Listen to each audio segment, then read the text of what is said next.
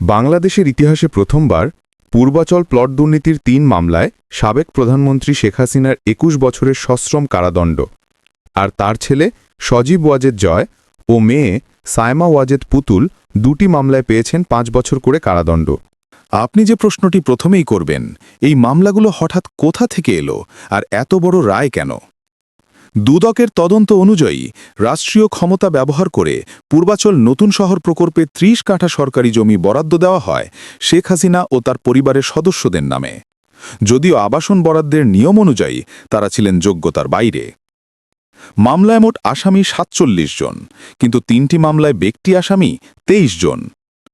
মামলা শুরু হয় ১৪ জানুয়ারি। তদন্ত করতে ৭৯ জন সাক্ষীকে জিজ্ঞাসাবাদ করা হয়। দুদকের তদন্ত কর্মকর্তা আফনান জান্নাত কিয়া আদালতে প্রমাণ হাজির করেন। তারপরই অভিযোগ গঠন হয়। মামলার সবচেয়ে বড় ঘটনা, মূল আসামিদের প্রায় সবাই বিচার চলাকালে আদালতে উপস্থিত ছিলেন না, ফলে তারা পলাতক হিসেবে তালিকাভুক্ত হন। রাষ্ট্রপক্ষ বলেছে এটি ছিল ক্ষমতার স্পষ্ট অপব্যবহার। অপরদিকে আসামিপক্ষ দাবি করেছে এ মামলা হয়রানিমূলক এবং প্রায় সবাই ছিল হুকুমের গোলাম। রায় আদালত বলেছে আসামিদের বিরুদ্ধে দুর্নীতির অভিযোগ প্রমাণিত, তাই শেখ হাসিনাকে ৩ মামলায় ৭ বছর করে মোট ২১ বছরের সশ্রম কারাদণ্ড। সজীব ওয়াজেদ জয়ের দ্বিতীয় মামলায় ৫ বছর, পুতুলও ৫ বছরের কারাদণ্ড পেয়েছেন।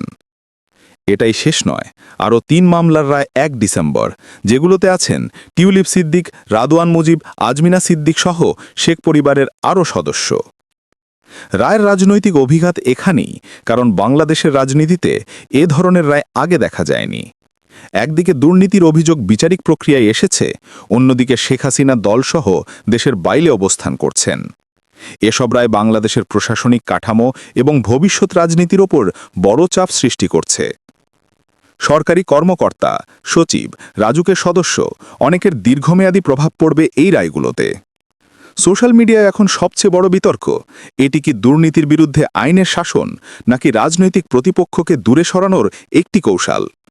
এক অংশ বলছে বছরের পর বছর ধরে থাকা দুর্নীতির বিচার অবশেষে হচ্ছে। আরেক অংশ বলছে ক্ষমতা পরিবর্তনের পরপরই বিচার হলে তা প্রশ্ন তোলে। এই ৩ মামলার রায় বাংলাদেশের রাজনীতিতে নতুন ফেজ তৈরি করেছে, কারণ প্রথমবার দেশের একটি বড় রাজনৈতিক পরিবারের প্রায় সব সদস্য আদালতে সাজাপ্রাপ্ত। আগামী ১ ডিসেম্বরের রায় দেশকে নতুন একটি মোড়ে দাঁড় করাতে পারে। আর মূল প্রশ্ন, এই রায়গুলো কি দুর্নীতি দমনের নতুন মাইলফলক নাকি রাজনৈতিক সময়ে এক বিশাল ভূমিকম্প? আপনিও কি তাই মনে করেন? কমেন্টে লিখে জানান আপনার মতামত। আর এই বিশ্লেষণটি ভালো লেগে থাকলে লাইক দিন, শেয়ার করুন আর সাবস্ক্রাইব করে নবকুলি স্টুডিওর পাশে থাকুন। সচেতন সমাজের পথে একসাথে হোক পথচলা। আল্লাহ হাফেজ।